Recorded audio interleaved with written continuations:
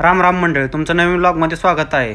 उठल्या उठल्या आपल्याला काय दिवसाची सुरुवात एकदम खट झाली, कारण की सूर्य असा खतरनाक उगवलेला की विशेष खोल करून टाकलेला. सगळं असं धुकं, त्यात सूर्याच्या किरणांचा असा उजेड मस्त एकदम वाटत होतं.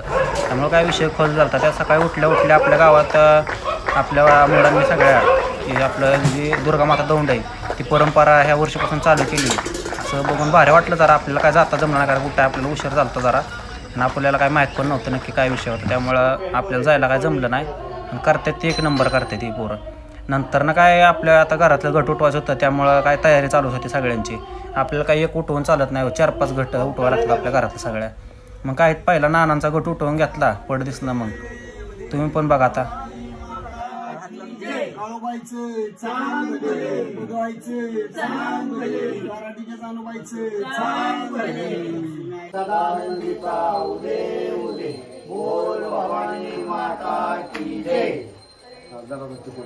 लक्ष्मीचा ना ग आई राजा उदे उदे भवानी माता की जय. लक्ष्मीचं चांग भले, लक्ष्मीचं चांग भले, पदवायचं चांग भले, काववायचं चांग. फायनली मग काय सगळ्यांचं गट उठवून घेतलं शेवटपर्यंत. मग नंतर निघताना आपल्याला दिसली विहीर. आपण इथं लहानपणी बघा ह्या विहिरीत आपण पावायचो. आता त्या विहिरीत मासं पावतात. ते काय खतरनाक विषय बघा ना. मासं पण असलं मोठं चालतं. आता विषयच खोल करून टाकलेला, खट्ट्यामध्ये एकदम असा विषय चालता. नंतर ना निघालो तिथनं. आता म्हटलं घराचं काम कुठक्यावर चाललंय बघावं, कार्यकर्त्यांचं काम कसं काय चाललंय. एक जण बाहेर कटिंग करत होता, एक जण आता फिनिशिंग देत होता. चाललंय म्हटलं चांगलं चाललंय, यांचं चालू द्या, नको यांना काय डिस्टर्ब करायला. मग आपले आपण कामं करून घ्यावेत म्हटलं पटपट. मग काय नंतर आता गुरं सोडून म्हटलं तर गुरांचं पहिलं करून घ्यावं. आणलं सोनीला पाणी दाखवलं. आता पाणी दाखवता आलं पप्पा म्हटलं आता तूही राहू दे, मी पाणी दाखवतो, तू बाकीच जाडलोट करून घ्या. चालतंय म्हटलं. काय घेतला खराटान, घेतलं शेण उचलाय, केलं चालू आपलं पटपट. फायनली हे पण करून घेतलं काम. नंतर ना म्हटलं फिरायला जावं.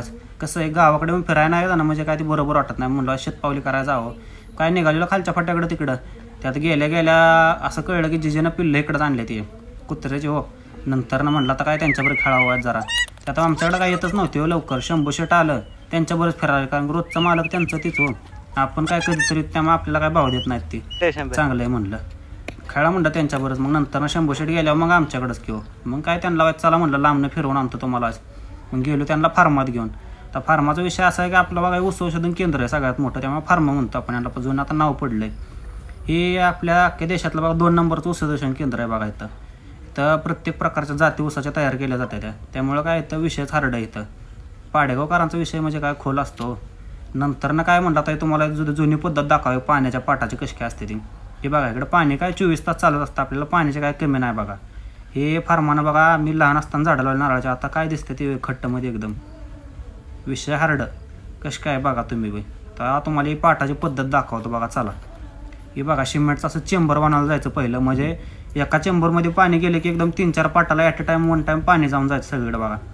दार तर बघा कशी काय एकदम होती. म्हणजे खोऱ्यांना दारं द्यायचं टेन्शनच नाही. डायरेक्ट वरनं सोडलं की पॅक. एकाला एकीकडं उकाडलं की इकडंच पाणी, एकीकडं बंद केलं की तिकडं पाणी स्टॉप डायरेक्ट. जुन्या पद्धतीचे दारे म्हणजे काय विषय खोल. आणि त्यात इकडं पायपाचं पाट आहेत बघा. म्हणजे पाण्याची वेस्टेज झालं नाही पाहिजे. एकदम लांबच्या लांब नुसत्या पायपा टाकलेत आहे बघा. विषय खोल करून टाकलेला हो त्यांना. नंतर तर काय मग जरा वातावरण पण बघावं म्हणलं कसं काय खट्ट वातावरण झालं. त्यात पाऊस नुकताच उघडलेला, त्यामुळे ढग पण असं निळसर एकदम दिसत होतं. मग काय नंतर फायनली आपण म्हणलं आता निघावं घराकडं, कारण उशीर होत चाललाय, घरची परत वराडतेली. मग काय आलो शेवट माघारी. दिवसाचा आपल्या शेवट इथंच करून चला भेटू पुन्हा पुढच्या व्हिडिओत.